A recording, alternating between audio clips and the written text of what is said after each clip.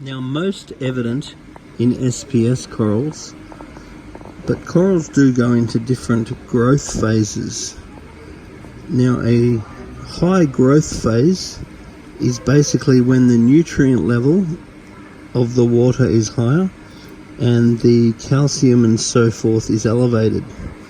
Now, in this environment, the corals will try to put all of their energy into growing as fast as possible, because when there's nutrients available, as in slightly elevated phosphate and nitrate levels and elevated calcium, magnesium, KH and so forth, so an abundance of elements and the availability of nutrients, the corals will want to grow as fast as possible, because when those conditions are present, all the other corals are going to grow as fast as possible.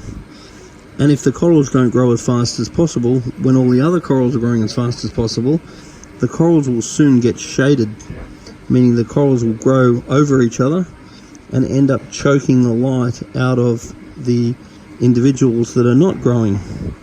So, higher nutrients, higher elements, and we hit a growth phase.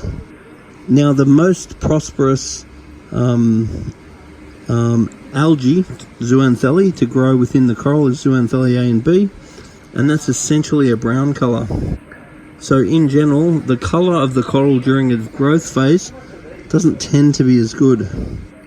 Then, if the conditions change and the nutrient level is dropped, meaning the nitrate and phosphate level goes down, and there's a less abundance of elements such as calcium, then the corals will go out of a growth phase because they're no longer stressed about getting grown out by the other corals, and then they'll go into much more of a colour phase.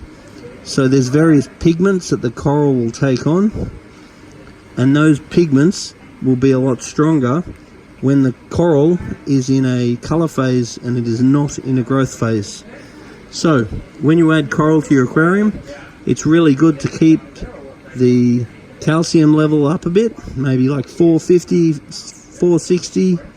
Keep the KH up a bit, maybe 9 or 10. Keep the magnesium up a bit, maybe 14 or 1500. Keep the phosphate up a little bit, nitrate up a little bit, and then your corals will be in a growth phase.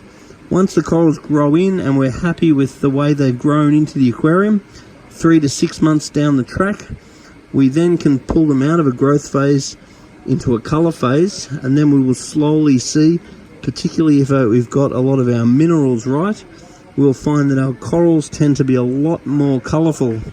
At this point, it's really worth doing an ICP test and finding out all of your trace elements, because tweaking these trace elements can really also aid the colour of your corals.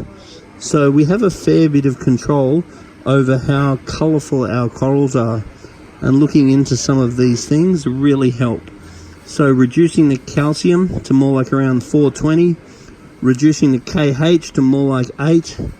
The whole time I like to keep the pH around 8.4. Then I want to keep my nitrate and phosphate right down. In these conditions, I'll find the corals over time will be more colourful, and with the elevated conditions, I will find they grow faster but are less colourful.